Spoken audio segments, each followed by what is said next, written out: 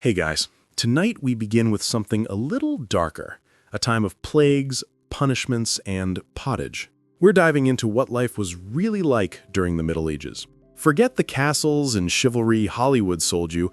The truth is, you probably wouldn't last a single day. So, before you get comfortable, take a moment to like the video and subscribe, but only if you genuinely enjoy what I do here. And let me know in the comments where you're tuning in from and what time it is for you. It's always fascinating to see who's joining us from around the world. Now, dim the lights, maybe turn on a fan for that soft background hum, and let's ease into tonight's journey together. Congratulations! You've just woken up in the year 1325. The good news? You're alive. The bad news? So are the fleas. Your bed is a half-rotted straw mattress stuffed with bugs and hay that smells like a barn floor because it was a barn floor 3 months ago. There's no memory foam, no pillows, and definitely no Egyptian cotton sheets. Just a wool blanket that hasn't been washed since last winter and now weighs roughly as much as a small cow from the accumulated grime. You blink awake as the church bell clangs in the distance. It's the medieval version of an alarm clock, only louder and somehow even less merciful. Your home is a wooden hut with one room, no windows, and a charming open-concept floor plan where your family, livestock, and domestic insects all share the same space. The smell? Oh, it's a fragrant symphony, a subtle blend of stale beer, human sweat, goat, and something you pray isn't mold but you know in your soul probably is. Scented candles haven't been invented, and even if they were, they just melt on your dirt floor. You try to stretch, but immediately regret it because the air is freezing and your joints ache. You're 22 years old, which in medieval terms is roughly middle-aged. Your spine cracks like an old wooden door, and your knees sound like a bag of rocks being shaken by a confused peasant. Getting out of bed is a gamble. The floor is either wet from last night's rain, which leaks through the thatched roof, or crusty from something your neighbor's chicken did. Either way, your bare feet are now part of the ecosystem. Oh, and privacy? What's that? Your entire family, and maybe a random cousin who just never left, are waking up beside you. There's no bedroom, no curtains, no me time, just communal everything. Welcome to morning in medieval Europe, where you're never truly alone because parasites, rodents, and 8 other people are always with you. And this is just how your day starts. It only gets worse from here. So, you've managed to crawl out of your medieval haystack of horrors. Congrats! Now, nature calls. And it's not calling politely, it's screaming. Here's the part where you start missing the modern bathroom. There's no toilet, no seat, no toilet paper, no flush, not even a mildly resentful plunger in the corner. In the 14th century, relieving yourself is an adventure, a social experiment, and often a small public event. If you're a peasant, your bathroom is likely a wooden bucket behind the house, which is already full because Uncle Wolfstan had a rough night after eating bad turnips. The smell is biblical. You hold your breath, do your business, and then, here's the kicker, toss it into the street. Yes, the street. You're supposed to shout something like Guardiola before dumping it out the window. That's old French for watch out below, although frankly, no one ever moves fast enough.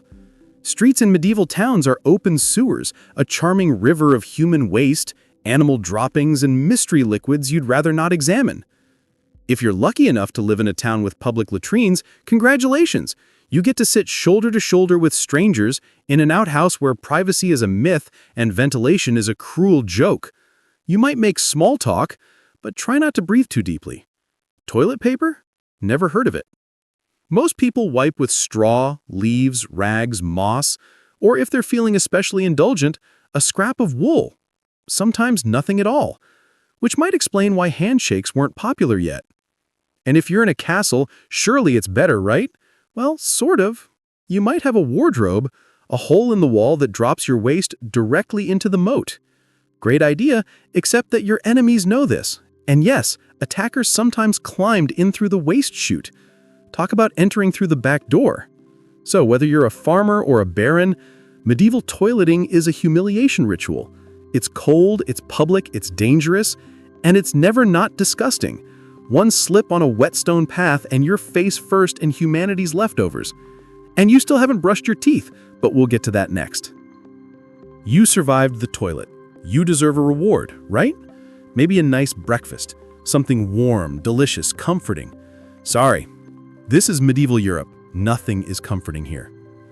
Breakfast, if you can call it that, is a grim affair. There are no eggs Benedict, no coffee machines sputtering awake, and certainly no avocado toast. You sit down, or squat near the fire, to a wooden bowl of something that looks like it was scraped off a muddy boot. Welcome to your daily ration of pottage. Pottage is a thick, gloopy stew made of whatever you can find. Grains, root vegetables, maybe a few beans if you're lucky. It's been simmering in the same pot for days, sometimes weeks, and new ingredients are just dumped on top of the old ones. It's less of a recipe and more of an ongoing edible experiment. On the side, a hunk of bread so hard it could deflect arrows. It's made from coarse rye or barley flour, often bulked up with sawdust, ground up acorns, or other creative ingredients because wheat is a rich man's fantasy. This loaf is not your friend. You don't slice it, you negotiate with it. What about drinks?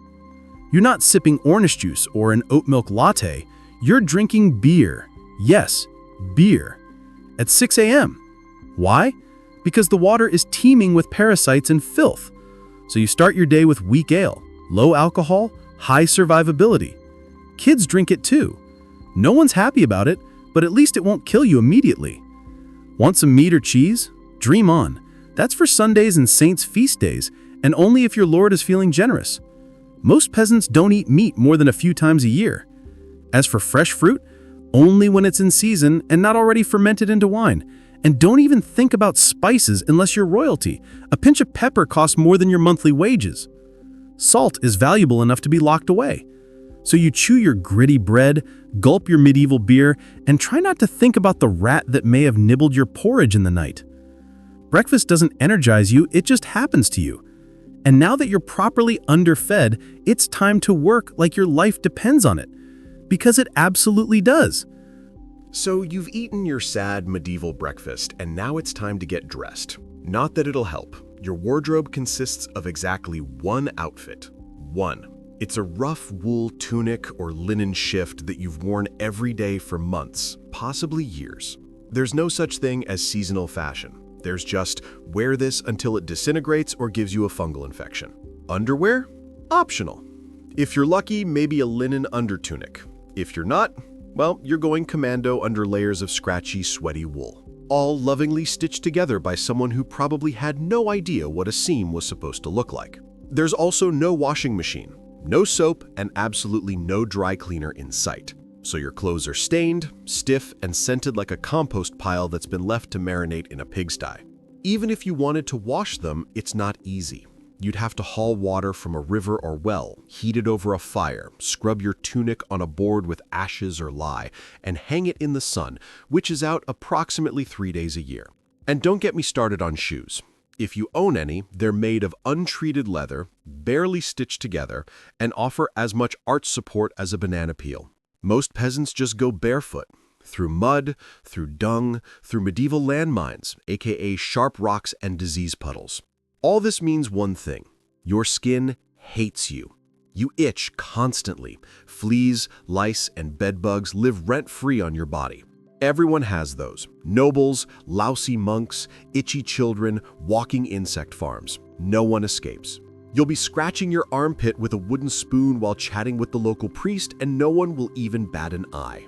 Your skin is raw from rubbing. Your scalp a battlefield of bites. And if you develop a rash, well, too bad. There's no dermatologist, no hydrocortisone, no one to tell you it's probably scabies. You just keep on suffering. And if you're lucky enough to not get an infection, great. That rash will simply accompany you for the next 6 months like an unwanted medieval sidekick. Now that you're dressed in misery and wrapped in discomfort, it's time to head outside and start working yourself to death. Now that you're fully dressed in itches and damp wool, it's time to flash that morning smile. Except you don't, because in the Middle Ages, smiling is a dangerous game. Not emotionally, dentally. There's no toothbrush, no toothpaste, no mouthwash, no floss. The concept of oral hygiene is about as popular as bathing, which is to say, not very. Some people might chew on a twig or rinse with wine or vinegar, but for the most part, your teeth are on their own, and they're not doing well. By the time you hit your mid-20s, your smile looks like something pulled from a haunted crypt.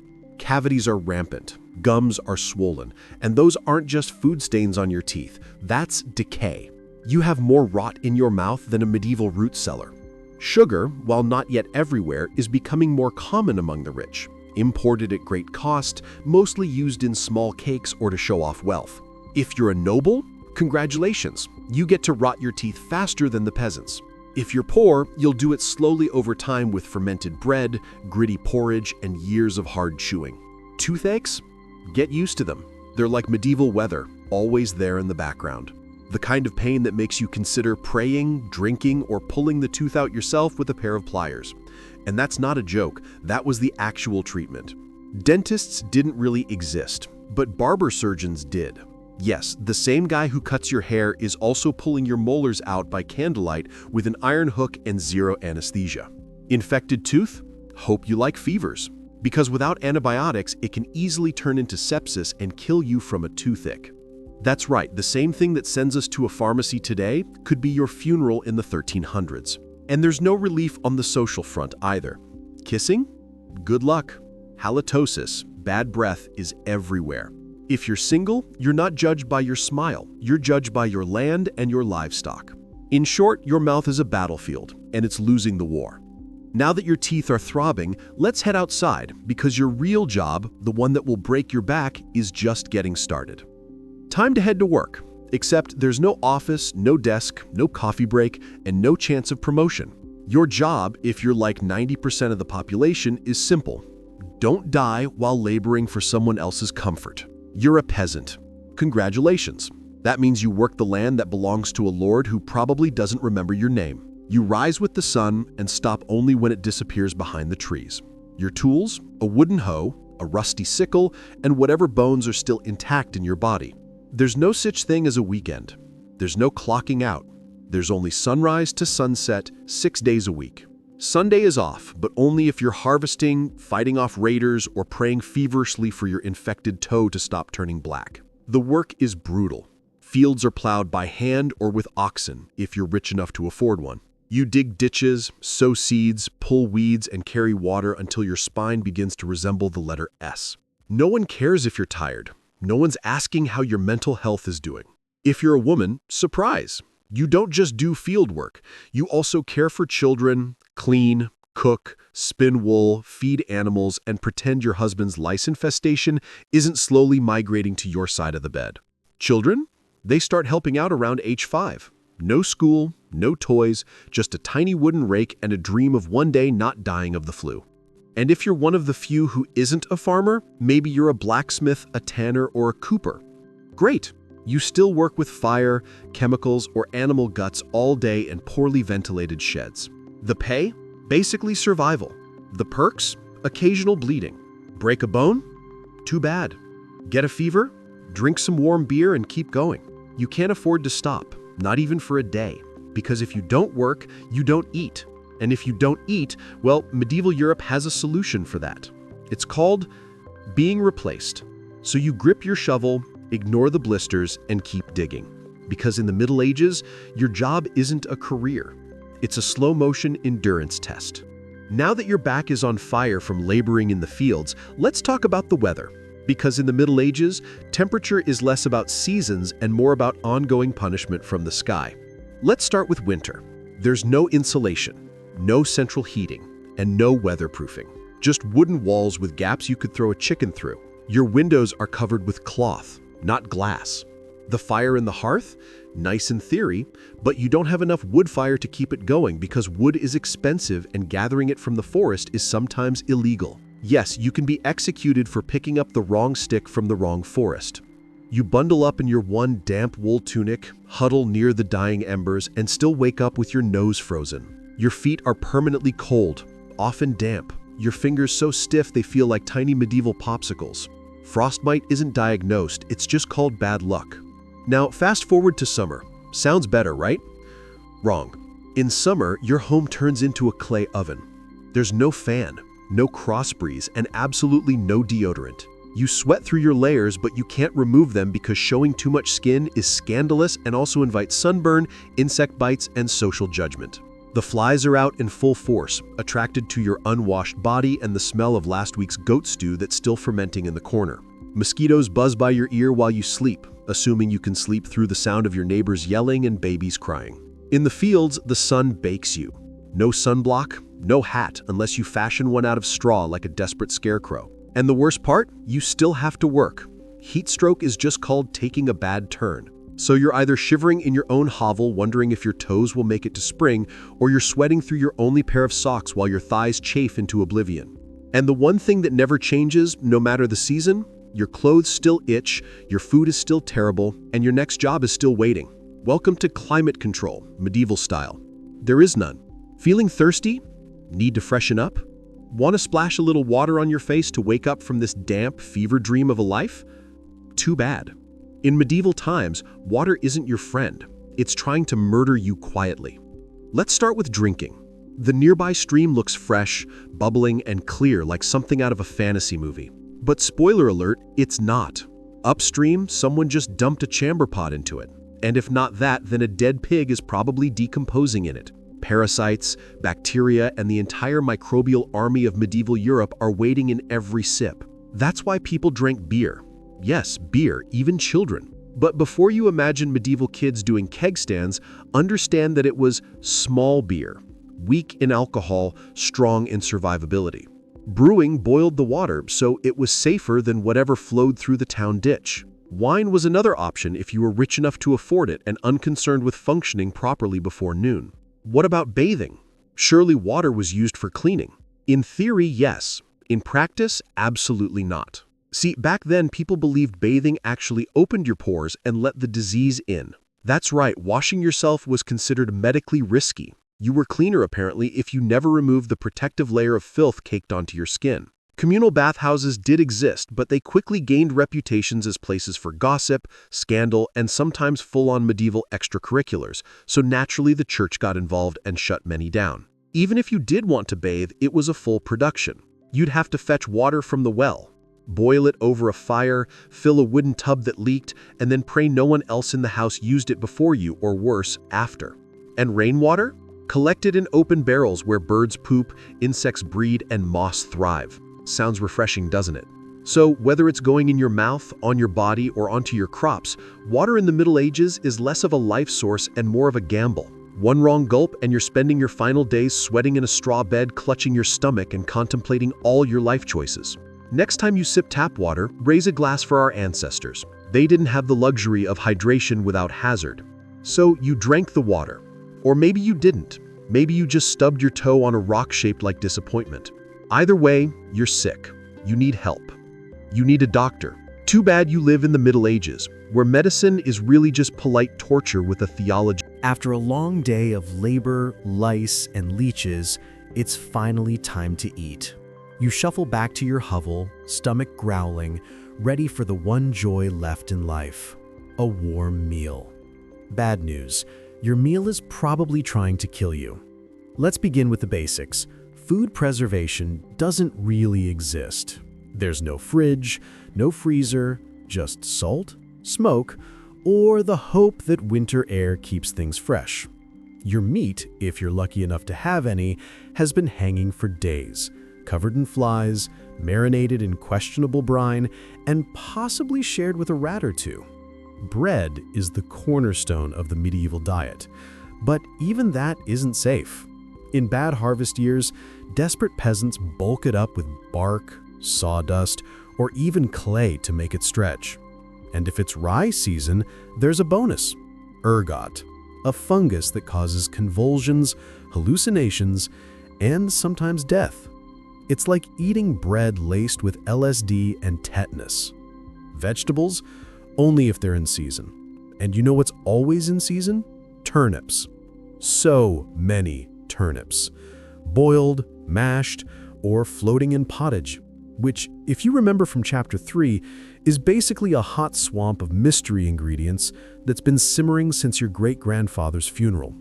Fruit might be available in the fall, but it rots quickly, and sugar is rare, expensive, and hoarded by the rich to show off their blackened teeth. Dairy is another gamble. Fresh milk spoils in hours. Butter and cheese fare better, but they're loaded with bacteria. People eat them anyway because, frankly, it's either that or chew your boot leather. And let's talk about seasoning.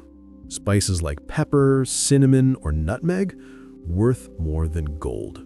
For the average peasant, flavor comes from onions, salt, if you're lucky, and pain. Most meals taste like wet burlap sprinkled with sadness. But food isn't just a health hazard, it's a political one. Game animals belong to the Lord, not you. Caught poaching a rabbit? You could be fined, imprisoned, or even executed. That's right, your dinner could get you hanged. So as you sit down to eat your gray stew by flickering firelight, remember every bite is a risk. But you eat anyway, because in the Middle Ages, food doesn't nourish, it tests you. It's evening now. You've worked, suffered, and barely digested your suspicious stew. You might think the day is winding down, but don't get too relaxed because God is watching. So is the priest, and so is your neighbor Agnes, who will absolutely rat you out if you miss Mass. In medieval Europe, religion isn't just part of life. It is life. The church controls your calendar, your laws, your education, if you can read, your birth, marriage, death, and everything in between. Think of it as your spiritual landlord, and you're always behind on rent. Every day is structured around prayer bells. The town church bell rings in the morning, noon, and night. Not because people need reminders, but because missing prayer is a sin. Forget to bow? Sin. Eat meat on a Friday? Sin. Think about your neighbor's wife in that one dream? Double sin. And yes, hell is very real, vividly real. Priests describe it in glorious detail: rivers of fire, lakes of boiling blood, demons with pitchforks, and eternal wailing. If the plague doesn't scare you, eternal damnation definitely will. You can't read the Bible yourself because it's written in Latin, a language reserved for monks, clergy, and that one noble kid who's too good for dirt. You rely on the church to interpret everything for you. That means if the priest says your crop failure is because you didn't pray hard enough, well, time to kneel harder. Tithes, a tenth of everything you own, are mandatory. If you grow wheat, you give wheat. If you raise chickens, you give eggs. If you have nothing, congratulations, you're spiritually bankrupt and financially doomed. Holidays, they're holy days, dozens of them. And while they offer breaks from labor, they're not for fun. They're for attending Mass, fasting, confessing sins, and reminding yourself that joy is a dangerous indulgence. Questioning the church is dangerous. Heretics are burned, witches are drowned, blasphemers are flogged, and skeptics are quickly reformed. So you go through the motions. You chant, you bow, you pray that your soul, after enduring this dirt-covered life, might finally land in paradise, assuming the priest likes you. Because in the Middle Ages, God may be merciful, but the church, not so much. If you thought being a medieval peasant was rough, try doing it as a woman. All the filth, famine, and fear, plus childbirth, subservience, and social invisibility. In the Middle Ages, being a woman is like being on hard mode with no health potions and no restart button. From birth, a girl's life path is pretty much locked in. Marry young, bear children, serve your husband, die tired. Education? Not likely. Unless you're from a noble family and sent to a convent, your intellectual development stops around the time you learn how to churn butter and patch a tunic. Marriage happens early, really early. It's not weird to be betrothed at 12 and pregnant by 14. It's not about love. It's about land, livestock, and alliances. Your opinion? Not required. Once married, you're basically your husband's property. Your job is to produce heirs, feed everyone, keep the house running, and not complain.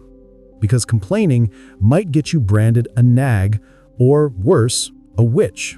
That label comes with a complimentary drowning or burning, depending on local fashion. Childbirth is a death lottery. There's no prenatal care, no sterile tools, no anesthesia. Midwives do their best, but even minor complications can mean death for the mother, the child, or both. Some women survive 10 pregnancies. Many don't survive 2. But don't worry, once the baby is out, your work increases. Now you have a screaming infant in a lice-ridden hut, and you're expected to nurse, cook, clean, and still help in the fields. You don't get a break. You are the break for everyone else. If you're unmarried, you're suspicious. If you're widowed, vulnerable. If you're outspoken, dangerous.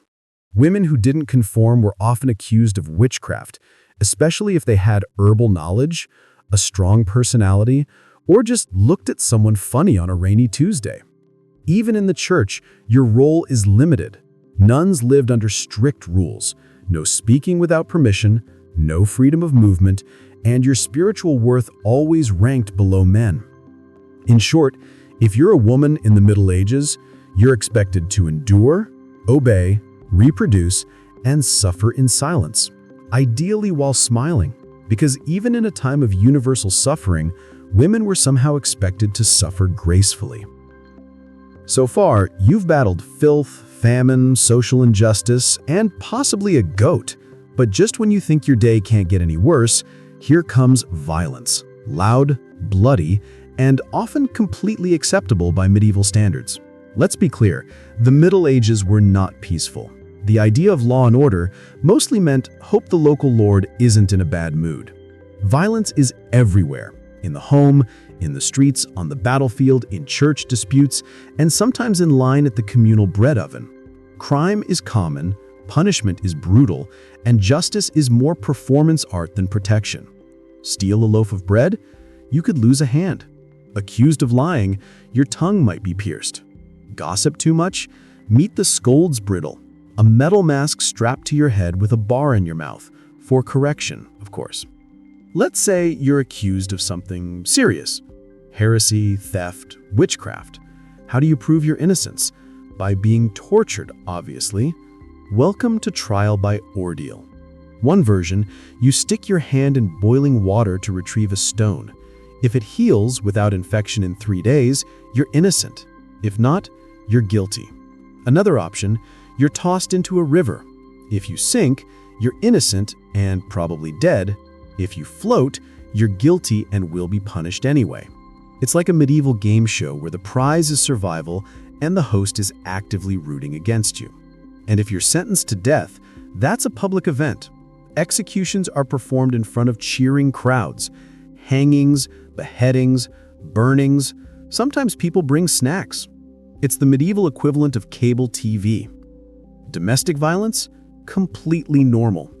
Husbands were allowed, even expected, to discipline their wives and children. Street fights? Commonplace. You could be beaten just for looking the wrong way at a noble's horse. And war? Always simmering. Local feuds, territorial disputes, religious crusades. Someone's always marching off to stab someone else in the name of honor, God, or boredom. Violence isn't a breakdown of society in the Middle Ages. It is society. Everyone lives with the constant knowledge that life is fragile, justice is arbitrary, and your neighbor might bash your head in over a pig. So walk carefully, keep your eyes down, and never trust anyone with a club. At this point, you've made it through the lice, the leeches, the Laundryless misery, and the looming threat of public disembowelment. But now comes the final chapter of most medieval lives: an early and unglamorous death. If you're alive and still breathing past the age of 40, you're practically a celebrity. You might even be referred to as the Old One, which is less of a nickname and more of a statistical miracle. Let's break it down. The average life expectancy hovers around 30 to 40 years, but that number is dragged down heavily by infant mortality. Nearly half of all children died before reaching age 5. Disease, malnutrition, or one bad winter was all it took. No vaccines, no antibiotics, no hope. If you survived childhood, you entered adulthood already exhausted. Work began as soon as you could walk upright, and by 25, your joints creaked like a monastery door. You might be missing several teeth, a finger, and most of your original optimism. Women faced a particularly deadly gauntlet: childbirth. It was one of the leading causes of death for medieval women. No pain relief, no medical intervention, just prayer, hot water, and someone holding your hand while you bled out on a straw-stuffed cot. For men, the dangers were different but equally relentless. Farming accidents, infections from minor wounds, a neighbor's drunken rage, a crusade gone sideways. Even walking to the market could be risky if you crossed paths with a bored bandit or an angry tax collector. Death could also come quietly from the plague, which turned cities into cemeteries overnight, or from famine, which could last entire seasons, thinning out entire villages. Or from bad luck, like eating spoiled grain and spending your final hours hallucinating and screaming at the walls. And funerals? You were lucky if you got one. Bodies were often buried quickly to avoid disease. No embalming, no polished coffins, just a hole, a few murmured prayers, and a shallow mound of earth if there was enough space left in the churchyard. So yes, in medieval times, life was brutal, short, and constantly under siege by death in all its casual forms. You didn't retire. You just stopped showing up. And speaking of exits, let's move on to your final chapter. The medieval dream dies. So, how's your day been? You've woken up in filth, relieved yourself into a bucket, brushed your teeth with wishful thinking, nearly passed out from hunger, worked until your spine cried for mercy, scratched your way through itchy wool, prayed to not get plague, and barely dodged a public execution for owning a squirrel. Welcome to a single day in medieval Europe. Still dreaming of becoming a knight? Think again. That romanticized version of the Middle Ages, gallant swordsmen, noble ladies in towers, heroic battles and feasts in candlelit great halls. It's a myth polished by fairy tales and fantasy books. In truth, the medieval world was gritty, cruel, and deeply unfair. Hierarchy was everything. If you were born poor, you stayed poor. If you were born rich, congratulations, you had a better chance of surviving. But you were still one bad soup away from dysentery and a hasty burial. Even the nobles weren't immune to misery. Castles were drafty stone refrigerators filled with fleas, smoke, and politically motivated marriages. Sure, you had a fur cloak and a goblet of wine, but also a 50% chance of dying in a skirmish or from an infected splinter. Not exactly luxury. The simpler times weren't simple. They were relentless. Everything took longer. Everything hurt more. Everything from childbirth to chewing came with consequences. Life was survival, not leisure. And if you did find a quiet moment to think, to dream, to imagine something better, there wasn't much you could do with it. No upward mobility, no modern medicine, no internet to Google, "What's this weird rash?" You lived, suffered, worked, and died within a 10-mile radius of where you were born. But here's the wildest part. Through all of this, people still laughed, sang songs, told stories, fell in love, and found meaning. Not because life was easy, but because humans are stubborn like that. Even in the darkest chapters, they made space for light. So tonight, when you slip into your clean bed with indoor plumbing, antibiotics, and central heating, maybe say a quiet thank you to the modern world and to your ancestors who fought rats, famine, and feudalism so you wouldn't have to. Long before she was Catherine the Great, Empress of all Russia, mistress of reform, and icon of ambition, she was simply Sophie. Born Sophie Friederike Augusta von Anhalt-Zerbst in 1729, she was the daughter of a relatively obscure German princely family. Her tiny duchy in Pomerania offered little in terms of power. But Sophie herself, she had something no title could provide: razor-sharp intelligence, relentless charm, and a quiet, burning hunger for greatness. Her upbringing was strict. Her mother, Johanna, was cold and calculating, not a warm, nurturing figure, but a social climber obsessed with status. Sophie's father, a Prussian officer, was more distant than disciplinary. From a young age, Sophie learned to walk the fine line between obedience and cunning. She read voraciously, spoke multiple languages, and learned how to observe a room before speaking in it, skills that would soon become survival tools in one of Europe's most brutal courts. When the Russian Empress Elizabeth Petrovna began searching for a wife for her heir, Grand Duke Peter, she looked beyond Russia's borders. Peter himself was of German descent, and Empress Elizabeth believed a foreign bride, pliable and grateful, would be easier to control. Sophie fit the bill perfectly. Noble blood, Lutheran faith, which she'd be forced to abandon, and a reputation for both grace and humility. At just 14 years old, Sophie was summoned to Russia. She arrived in the freezing capital of St. Petersburg in 1744, wearing thin German fabrics and a diplomatic smile. Her mother pushed her forward like a chess piece. Sophie, however, had her own game in mind. To become acceptable in Russian society, she converted to Orthodoxy, taking the name Ekaterina Alexeyevna, or Catherine. The ceremony was public, symbolic, and life-altering.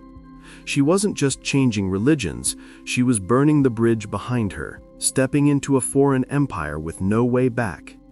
No one watching that quiet teenage girl in a fur-trimmed coat could have predicted what would come next: betrayal, revolution, enlightenment, and empire.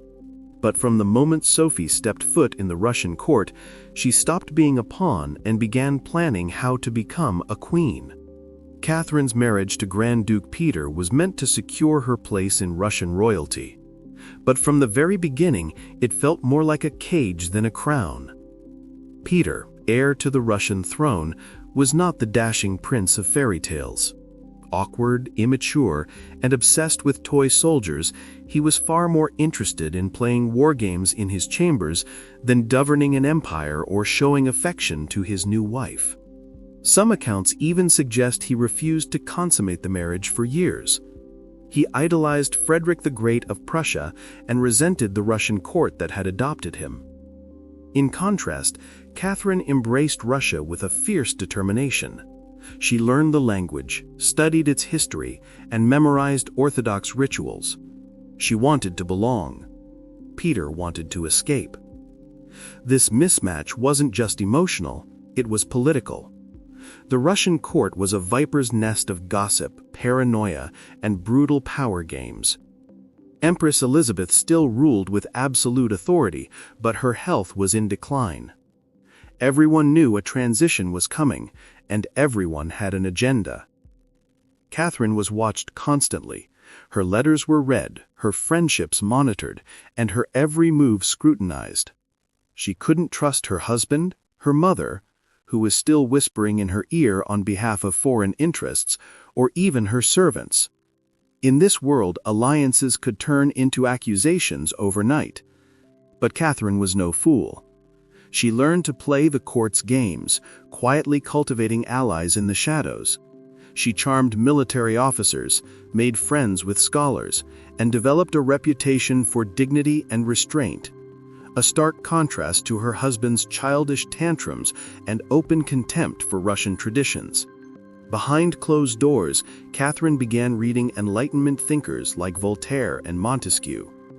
While others saw her as a young consort, she was building a vision not just for herself, but for Russia, a nation of strength, education, and reason.